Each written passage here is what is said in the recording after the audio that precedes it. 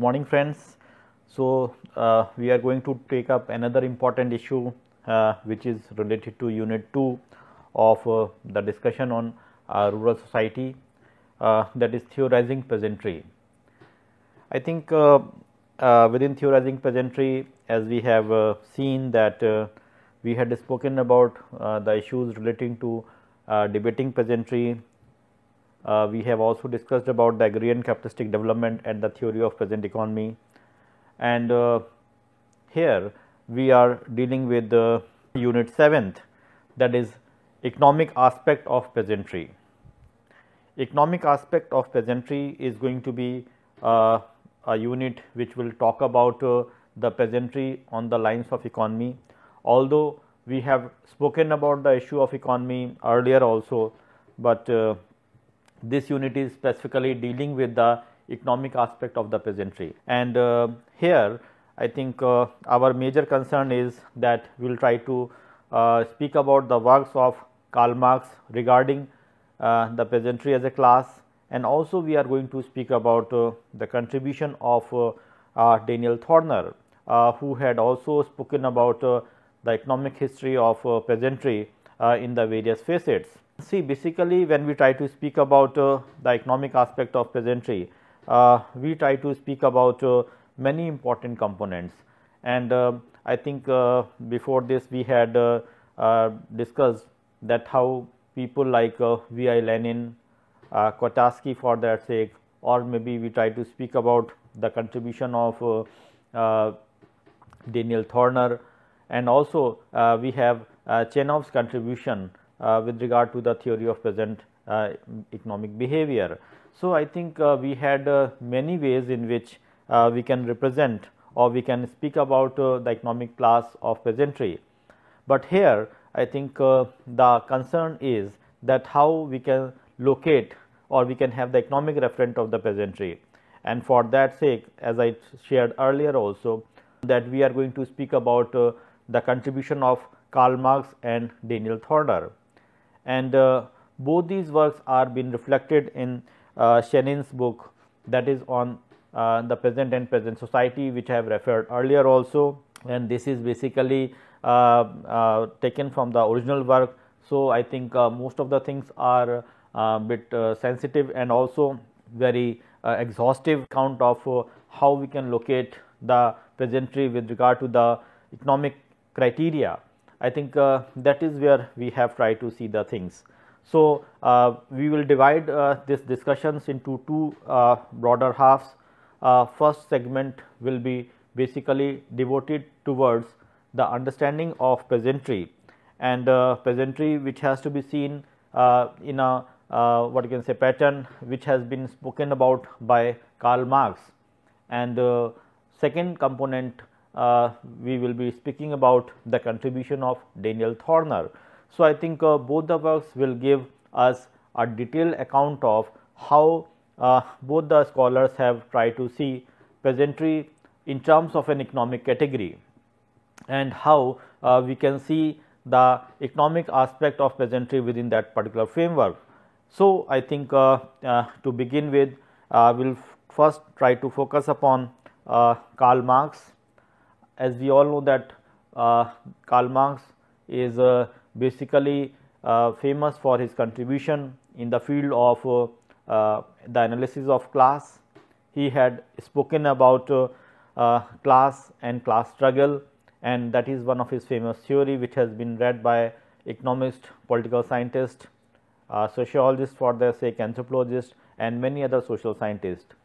And Karl Marx understanding of class is based on the economic criteria, and that way I think when we try to speak about Karl Marx understanding of class, we will try to see that to what extent the peasantry tries to qualify the understanding of class in the Marxian framework.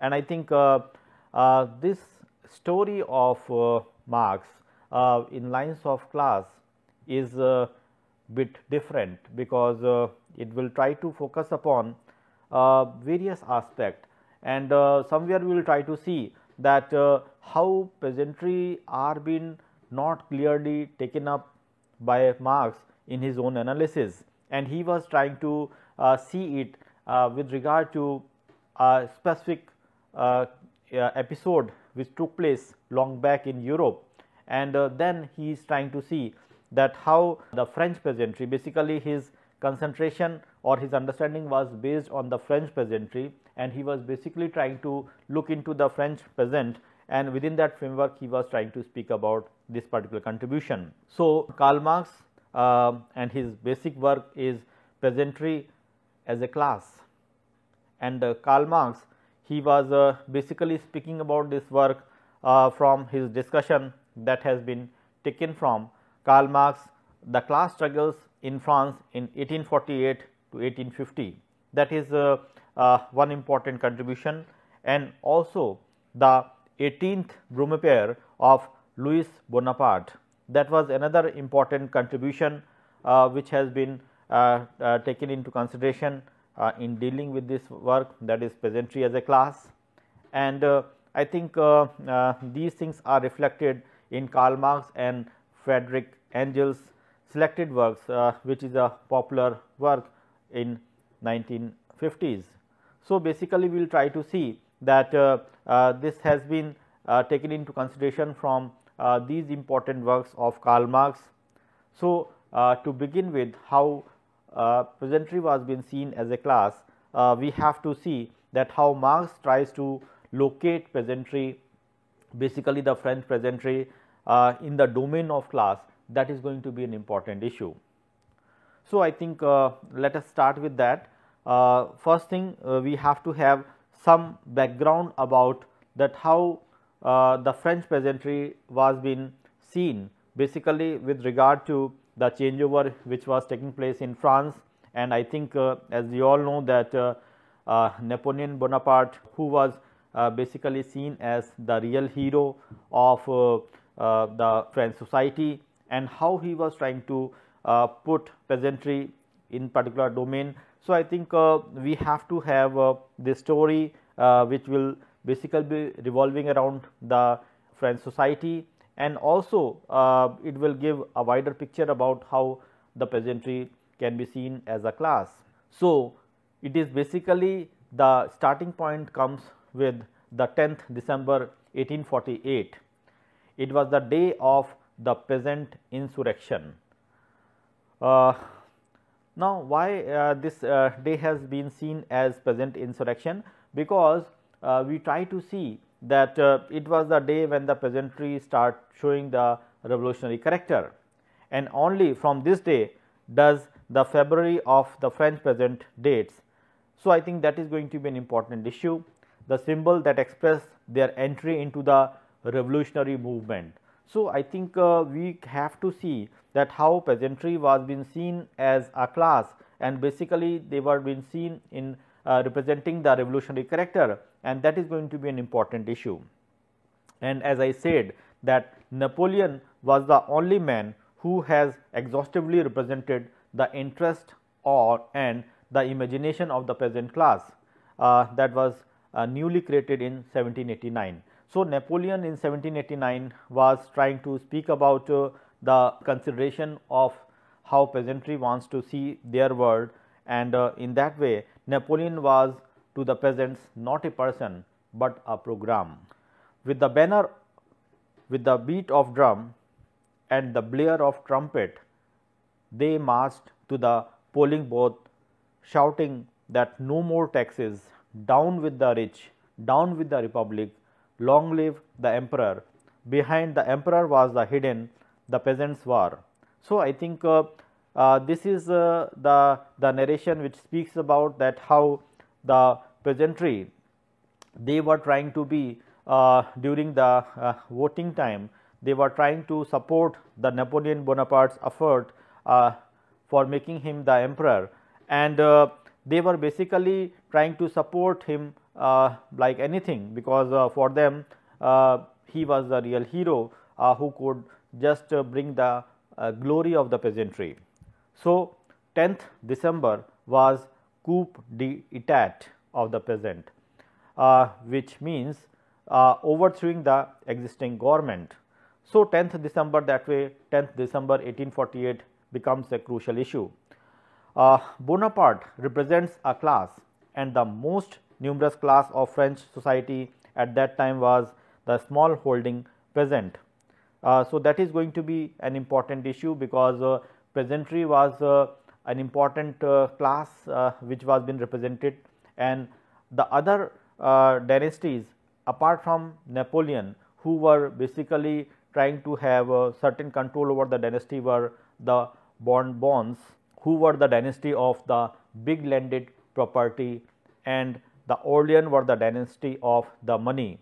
So, Bonaparte are the dynasty of the peasants, that is the mass of the French people.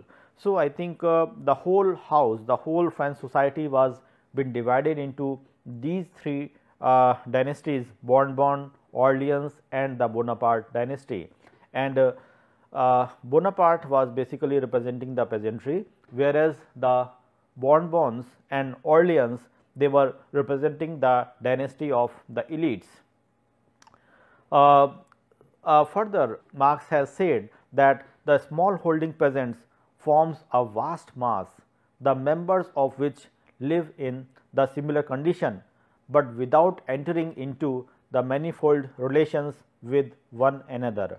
I think this is the definition of Karl Marx for understanding peasantry as a class, and I think once we are trying to move further, we can be in a better position to know that how peasantry has been represented in terms of a class.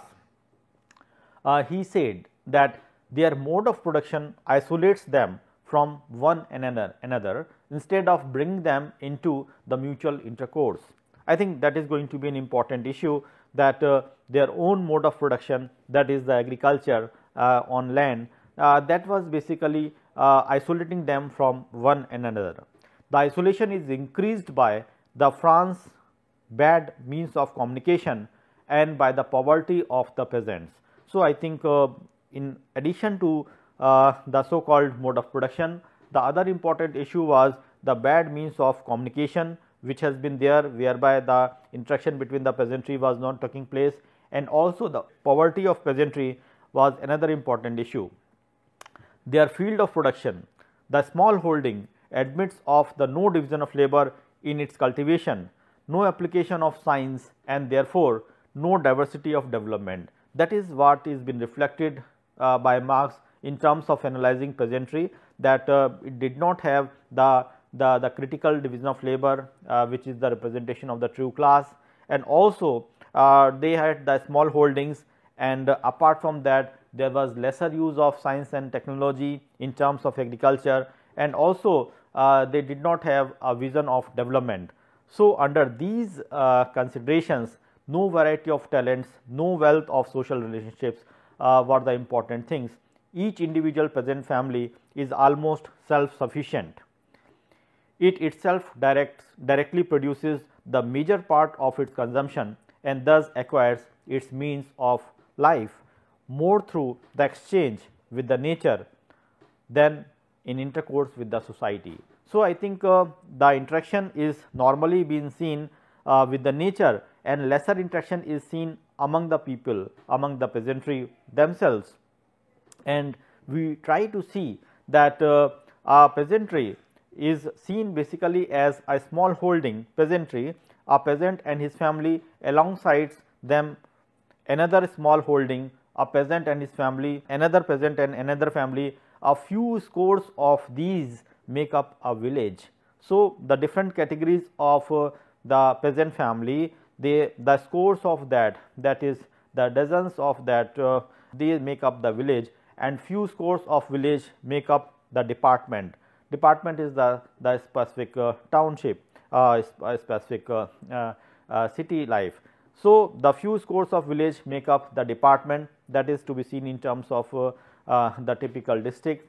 In this way, the great mass of the French nation is formed by the simple addition of the homologous magnitude, much as the potatoes in the sack form a sack of potatoes. I think that is the common term which has been used by Karl Marx with regard to referring to the peasantry, that they were basically seen as homologous magnitudes, much as the potatoes in a sack form a sack of potatoes. Insofar as millions of families live under the economic conditions of existence that separate their mode of life, their interest and their culture from those of the other classes, and put them in the holistic hostile opposition to the latter. So, I think the relationship between the peasantry and the wider society was not very ripe, it was not very fruitful, rather there is having certain amount of hostile opposition between the two categories,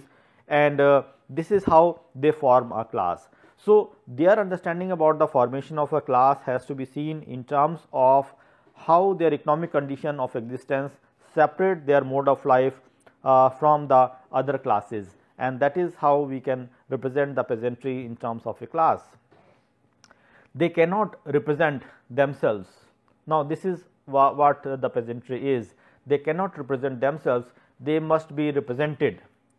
Their representativeness must at the same time appear as their masters wanted, as an authority over them, as an unlimited governmental power that protects them against the other classes and sends them rain and sunshine from above.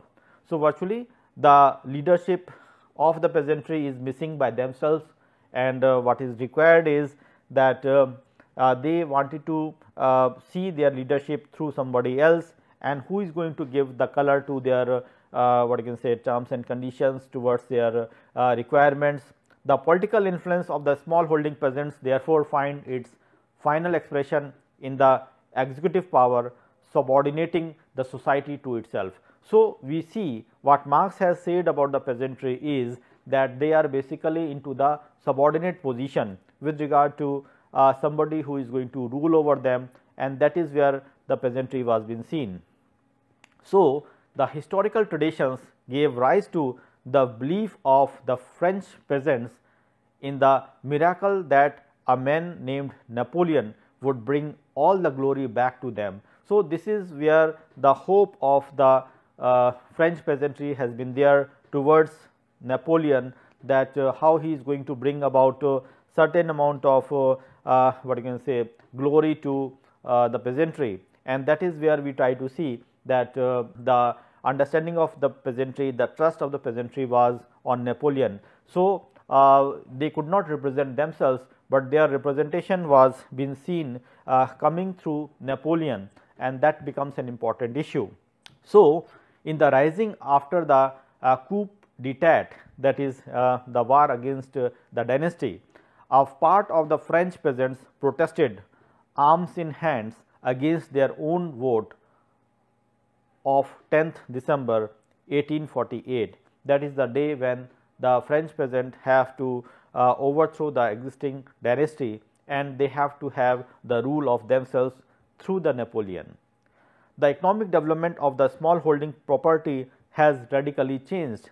The relations of the peasant to the other classes of society has changed. Under the Napoleon, the fragmentation of the land in the countryside supplemented the free competition and the beginning of the big industry in the towns. So, I think under the Napoleon regime, the peasantry had these changes. The peasant class was the ubiquitous protest against the landed aristocracy, which had just been overthrown. But in the course of the 19th century, the feudal lords were replaced by the urban usurers. The feudal obligations that went with the land was replaced by the mortgage. Aristocratic landed property was replaced by bourgeois capital. The small holding of the peasant is now only the pretext that allows the capitalist to draw profits, interest and rent from the soil, while leaving it to the tillers of the soil himself to see how he can extract his wages. So, virtually we try to see that the small holding of the peasant is the way in which there is the capitalistic attempts to draw the profits are there, and it is basically from the interest and the rent from the soil which is going to be the only way in which the profit can be earned. So, virtually we try to see that this is basically seen as an important issue. Besides the mortgage with the capital imposes on it, the small holding is burdened by the taxes, are the source of life for the bureaucracy, the army, the priest and the court, in short for the whole apparatus of the executive power. So, virtually the taxes which has been generated from the peasantry was been used by the so called executive power for their own benefits, for their own luxuries, and that way I think it was taxing for basically the peasantry. And finally, it produces an unemployed surplus population for which there is no place either on the lands or in the towns, and which accordingly reaches out for the state office as sort of respectable alms and provokes the creation of the state post.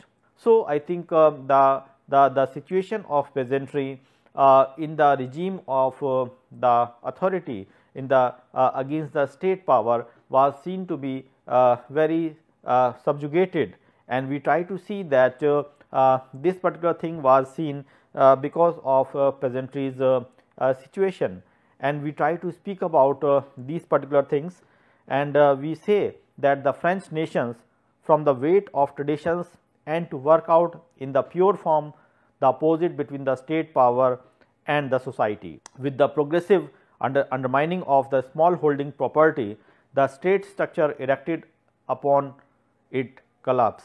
The centralization of the state that the modern society requires arises only in the ruins of the military, bureaucratic, governmental machinery which was forged in opposition to the feudalism. So, I think that is where we try to see that feudalism was been replaced by the so called government machinery, but this government machinery also had a specific pattern of ruling, and which was basically making the things more worse, and we try to see that this is how the condition of peasantry was being seen.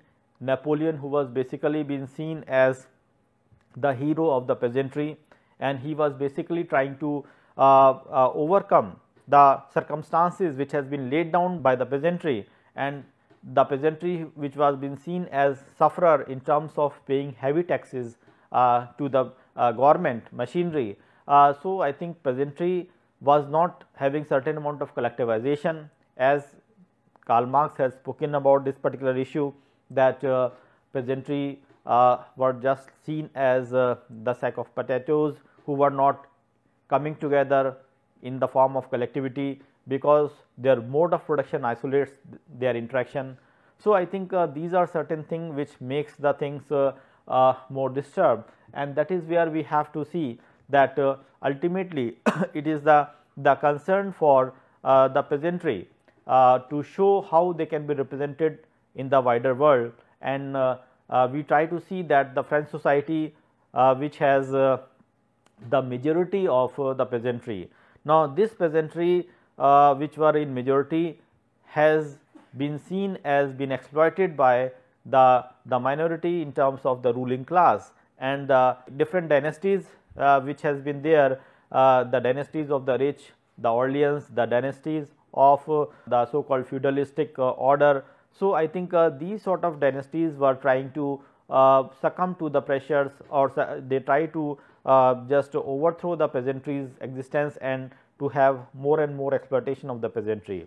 And Napoleon was basically been seen as a hope which could bring the glory of the peasantry back into the surface.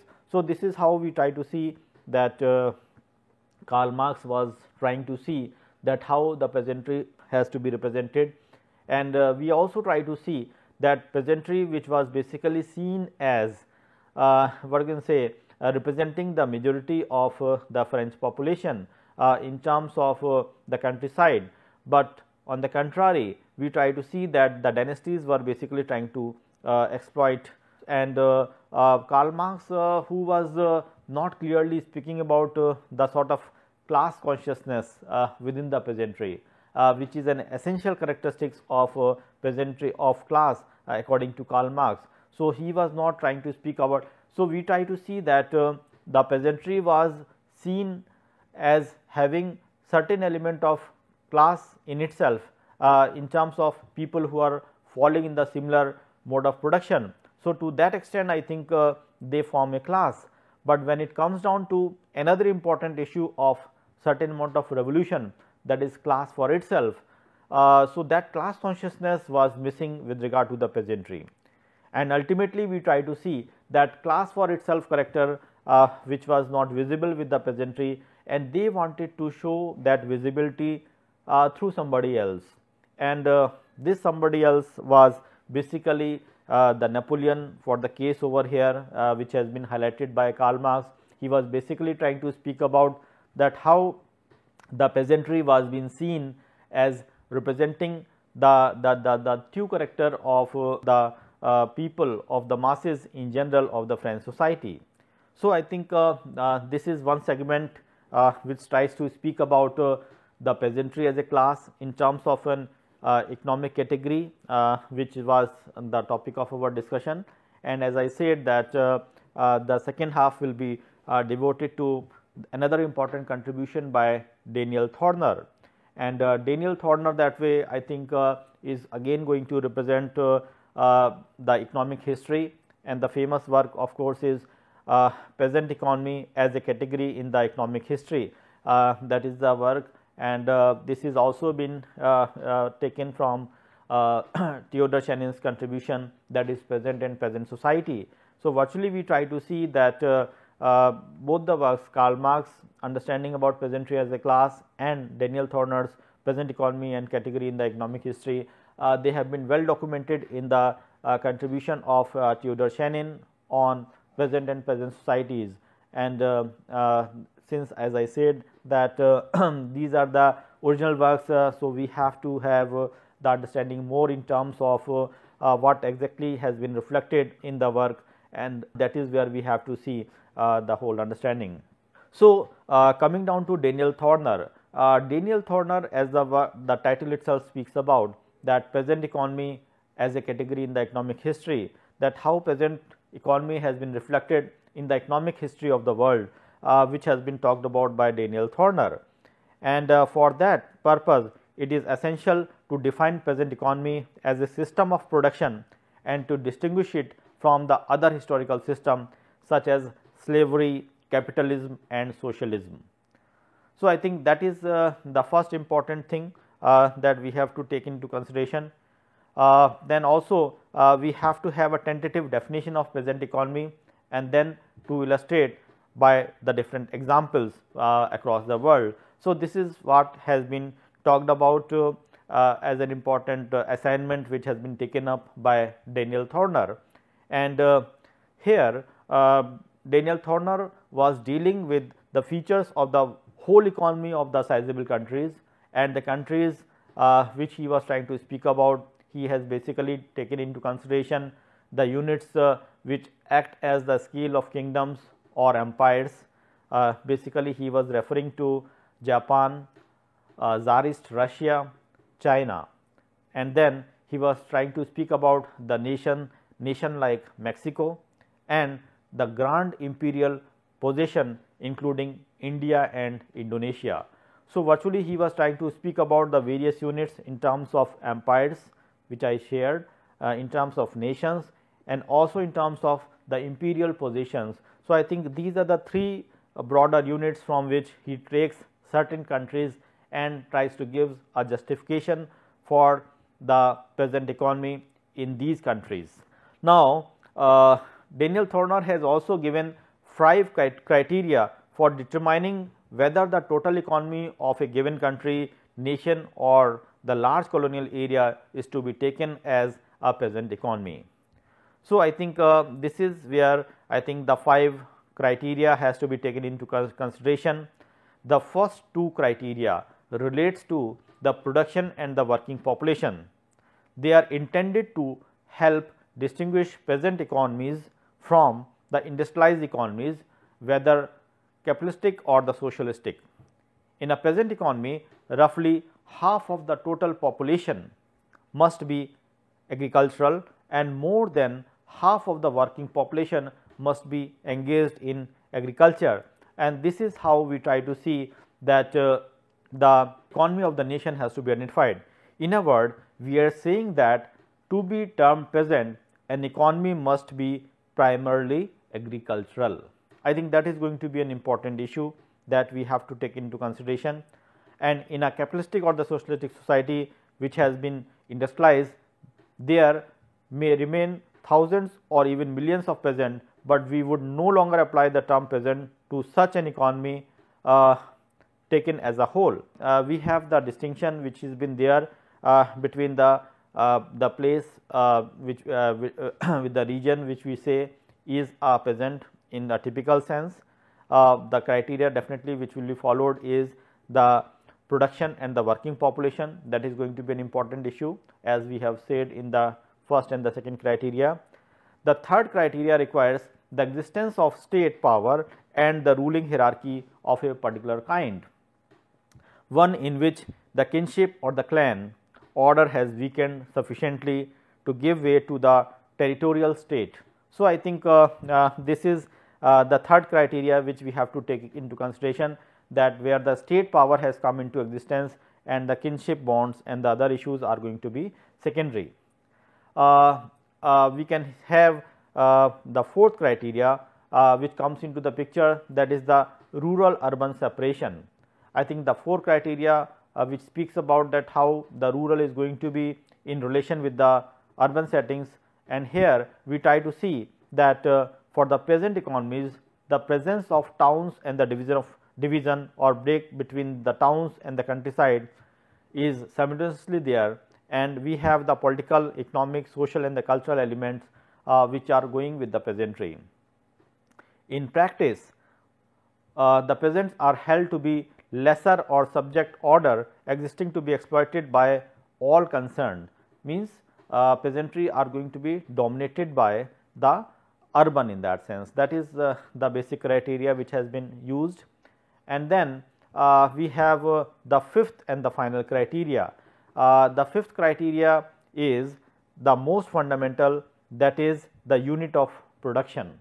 The unit of production, by that we mean our concept of peasant economy, the typical and the most representative unit of production are the peasant family household. We define the peasant economy, peasant family household as a socio-economic unit which grows crop primarily by the physical efforts of the members of the family. So, this is how the peasant has been defined, that we define peasant, that is Thorner defines peasant family household as a socio-economic unit which grows crop primarily by the physical effort of the members of the family. The principal activity of the peasant household is the cultivation of their own land or the allotment. The household may also engage in other activities, for example, in handicrafts. The family may work, perhaps be forced to work outside the household from time to time. The household may include one or more slaves, domestic servants or hired hands, but the total contribution of these non-family members to the actual crop production will be much less than that of the family members.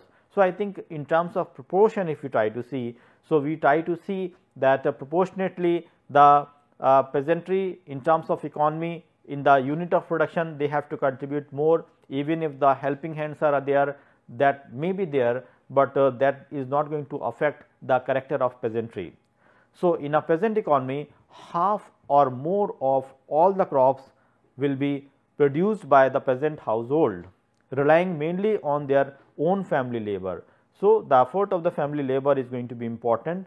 Alongside of the peasant producers, there may exist the larger units, the landlords or the home farm tilled by the labor extract from the peasants, the estates on which the peasants may be employed for part of the year, the capitalist farm in which the bulk of the work is done by the free hired labor. So, I think these things may also exist parallelly, but it is not going to influence upon the peasant economy. So, I think these are the criteria which are being taken up by Daniel Thorner. In a peasant economy, the first concern of the production unit is to grow food crops to feed themselves, but this cannot be their sole concern.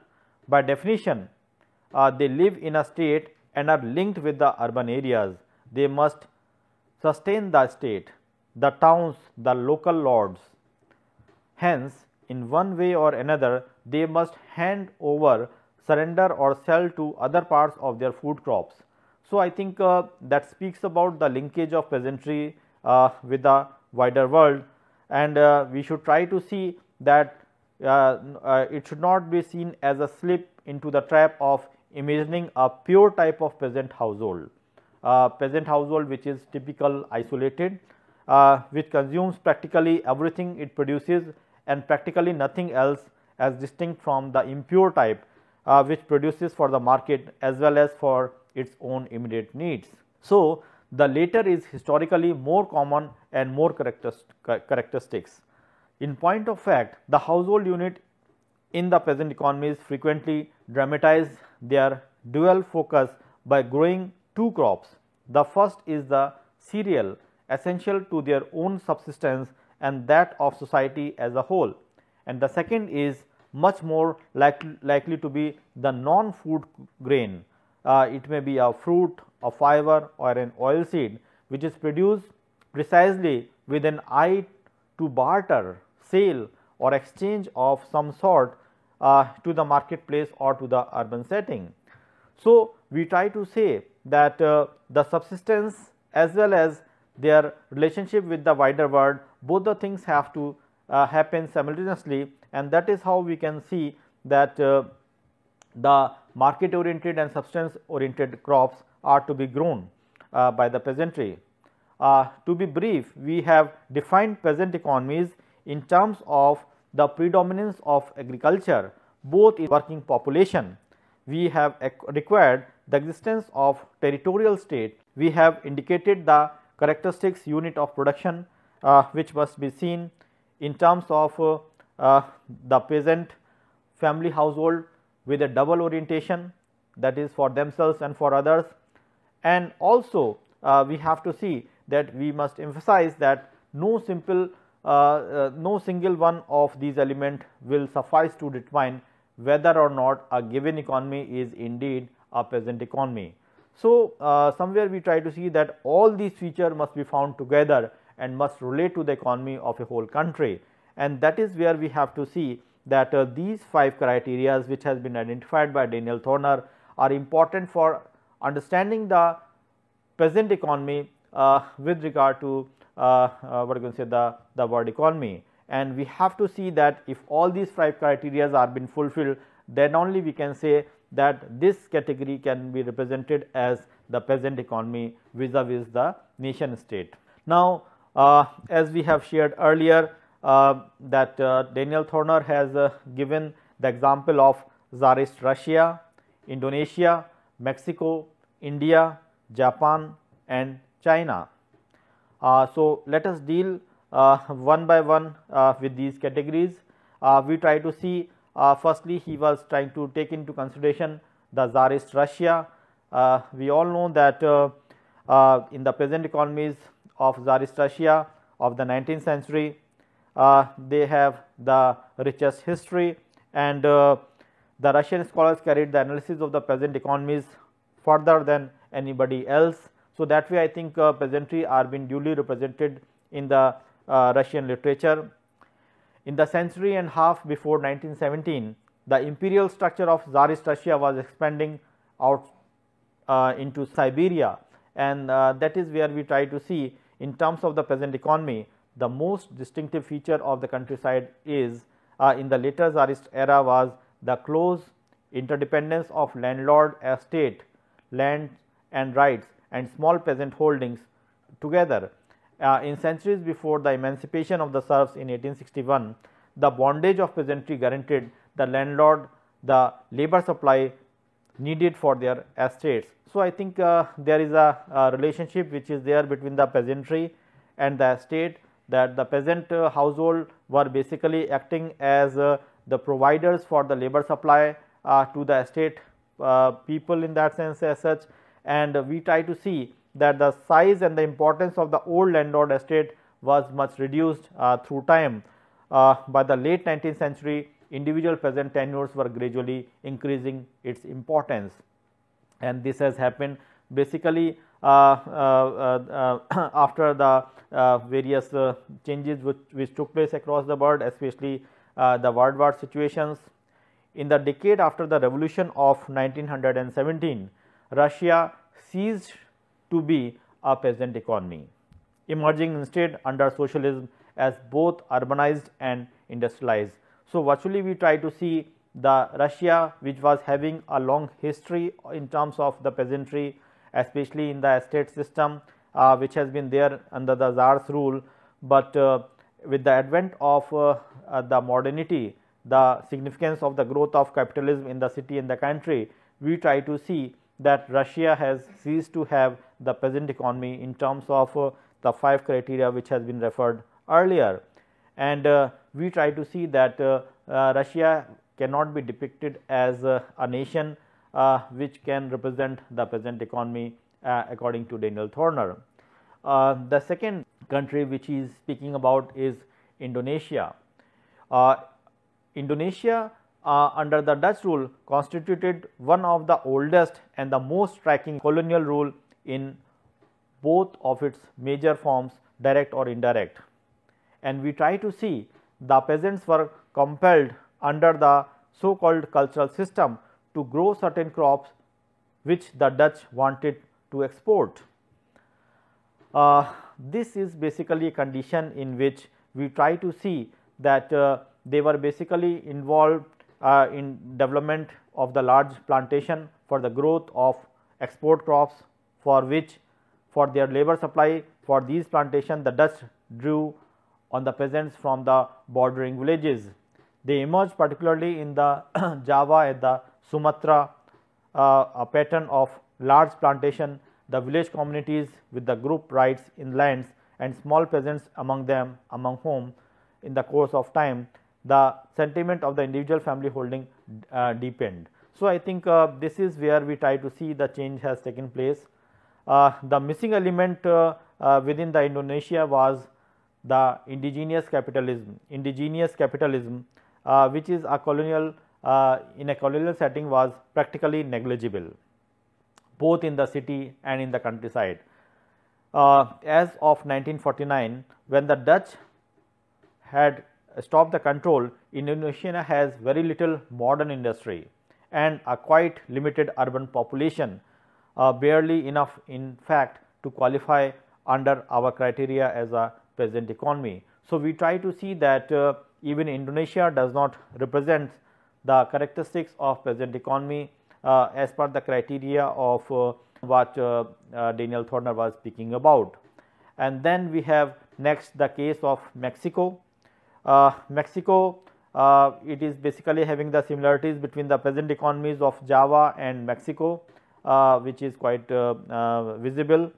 And in Mexico, during the century after the end of the Spanish rule in 1823, there was a pattern of large estates which were locally called as the haciendas, the unfree labor supply which is called as the peonage in the local setting, and also the weakening village community rights in the lands and a very slow growth of individual family holdings. I think these are the characteristics which has been there basically with regard to the Mexican situation, and we try to find out that in Mexico if we try to see the industry has expanded rapidly in certain parts of the country, and it is because of the large part of substantial foreign investment which took place, and hundreds of thousands of peasants have left their villages to find work in the rapidly growing cities because of the fast urbanization.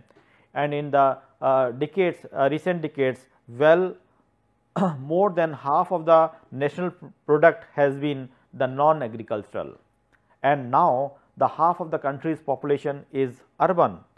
So, Mexico has left her phase of peasant economy according to Daniel Thorner, and it also does not represent the true character of the peasant economy as per the criteria which has been raised by Daniel Thorner. And then he was trying to speak about the contribution which has been reflected in terms of peasantry in India. And regarding India, he was trying to speak about that India, which was basically everywhere was the peasantry, peasant families, and they were basically the cultivators of the small amount of lands. Caste and untouchabilities are the distinctive characteristics of India, and one of the principal economic function of caste is the countryside has been to emphasize the inferiority of the lower caste who have for ages served their superiors as the cheap dependent agricultural labor.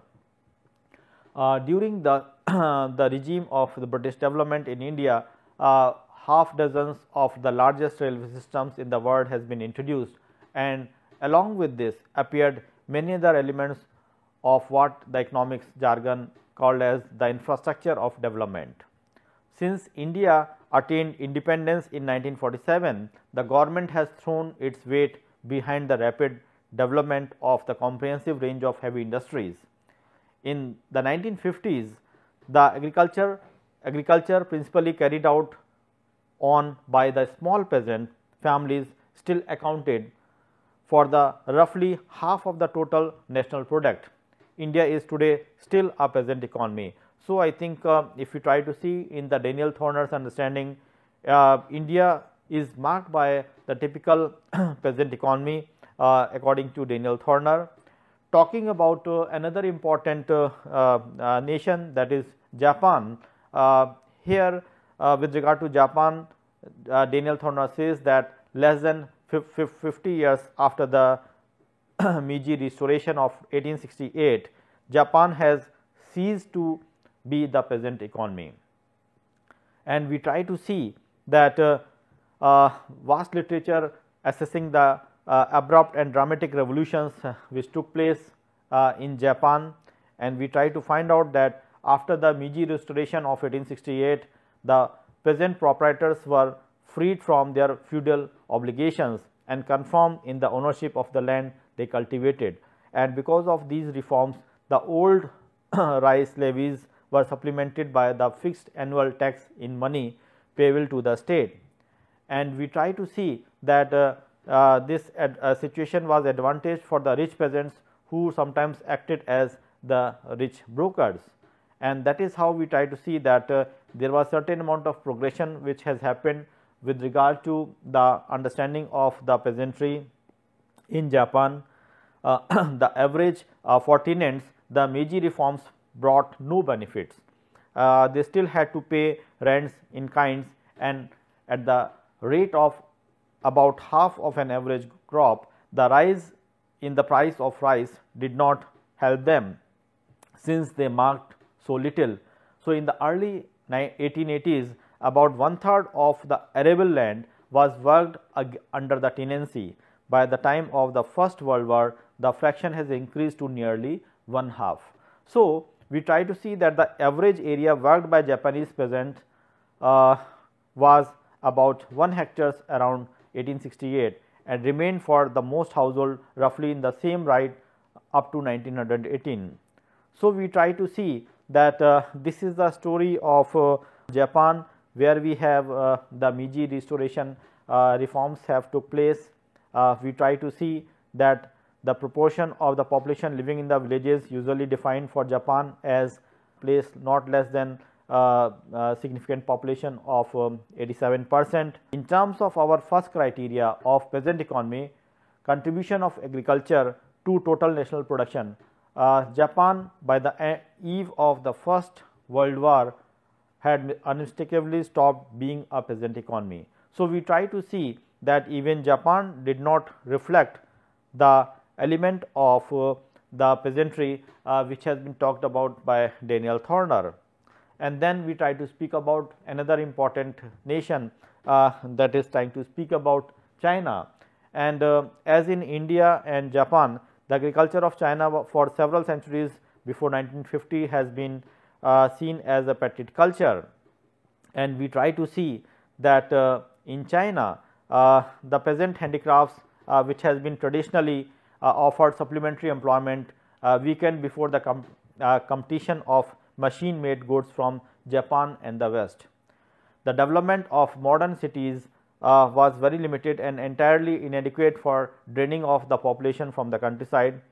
And we try to see that the China was having paying the heavy rents on their tiny holdings in terms of tax collection, and the Chinese peasants were tenants or petty owners cum tenants, and the amount of rent they used to pay, that was very heavy. So, the difficulties of the peasantries were compounded by multiple extractions from landlords, warlords, usurers and petty government officials. They suffered further in the course of wars, invasions, famines, civil war and the revolution. So, in the years since 1950, the Peking regime has exerted the tremendous effort to transform this peasant economy. In the cities, there has been the immense development of modern industries. In the countryside, the vast program of land reforms begin by taking away the properties of the landlords and redistributing the lands in the small bits to the peasants. So, these attempts have been made. Apart from that, the village cooperatives, collective farmings and the establishment of the large rural communes had also taken place. Whether the agriculture contribution half or more of the total national product has been there or not, I think that is going to be an important question, and it is hard to say with any assurance whether or not China is still a peasantry economy. So, I think somewhere we try to see that transformations which took place in the countryside and also in the urban areas, the things which had taken place by the Peking regime in 1950s, certain modifications have been there with regard to China, but still we try to see that whether the peasant economy can be retained in China or not, that is going to be an important question. So, from these 6 examples which has been taken by Daniel Thorner of the peasant economy, which has been drawn from the modern world, we have been explicitly seeing the various criterias, and we have to see that to what extent in all these nations we try to see that the 5 criteria which had been identified by Daniel Thorner has to be seen, and we try to find out that he was trying to see things on these lines. First thing of course is the indigenous or the colonial rule that which he tried to see across all the nations. Then the small scale cultivators only, which has to be given more importance or prominence, that is another important issue. We also have to see the individual family holdings of land only, that is going to be another important issue. Then also we have to speak about the hierarchy of peasantry at the village level, that is another important issue which one has to really see. And finally, we have to speak about the urbanization and industrialization as a factor in reducing the relative importance of the peasantry in the economy taken as a whole. So, I think these are the things which has been focused upon by Daniel Thorner. We might say that we have sketched the cases of countries in this particular framework, and we try to see that how the peasant economy has to be seen under these parameters across the world, and how we can represent the peasantry economy. So, it may be of interest to situate peasant economy as we have defined, as Daniel Thorner has defined in relation to Karl Marx well known mode of production. Our peasant economies includes societies falling under the Marx feudal mode of production and his Asiatic societies. So, I think somewhere peasantry can be located in these 2 categories in the Marxian framework. We also have to see that the time has arrived to treat European experience in categories derived from the world history. So, I think we should not see the European model as the universal model which is going to be appealing for everybody. Rather, we have to see that to what extent we may be in a better position to skew the world history into the Western European countries. So, we have to see that the European experience in category derived from the world history, and it should not be that the world history has to be shrinked into the Western European categories. I think this is where we have to actually see that somewhere we have to locate that how the peasantry has to be visualized and how the peasantry can be seen as an important categories in terms of the economic history. And as we said earlier, that Daniel Thorner has extensively seen the various countries, and based on the 5 criteria which he identified, either it has to be seen in terms of the question of what one can say, speaking about the basic issue of production and the working population, and also on the criteria of state power and the ruling hierarchy, and also the criteria of the rural urban separation, that is going to be important, and finally the issue with regard to the unit of production. I think on these broader parameters which Daniel Thorner tried to speak about, he was trying to justify that how the peasant economy as a category in the economic history can be located. So, I think this is where we have to actually see that how the things have to be worked on, but important is that either we have spoken about in the first section about Karl Marx, how peasantry was been seen with regard to the French Revolution, especially the advent of Napoleon Bonaparte, and how peasantry tried to contribute effectively towards the maintenance of the new dynasty. That is going to be an important issue. So, what is required in that sense is that they have to basically see things differently. So, peasantry as a typical class in the true Marxian sense cannot be located in the explanation which has been given by Karl Marx with regard to the peasantry, and they are to be seen as a sack of potatoes, which has been emphasized by Karl Marx. On the issue of Daniel Thorner's understanding in terms of a typical economy, we try to see that the economic aspect of the peasantry which has been talked by Daniel Thorner, especially how he is trying to link up the various issues. We try to find out that Daniel Thorner, on the basis of his classification, could find that only in few places like in India, he could locate that peasantry is going to be visible, and to some extent it was been visible basically in Japan, but more or less if you try to see that peasantry in the true sense has to be seen on various parameters, and that is going to be an important issue when we try to speak about the contribution of both the scholars. I think we have talked in detail about the economic history of the peasantry, how in the economic framework we can locate the peasantry in terms of the economic history, or in terms of how peasantry can be seen on an economic parameter. That is the discussion that we had in this particular outline of discussion that we had. But important is that how much or to what extent we are going to make ourselves conversant with these works, so that we can have a real picture about the understanding of peasantry in terms of the economic reference. So, friends, I think the further discussions will make the things more clear.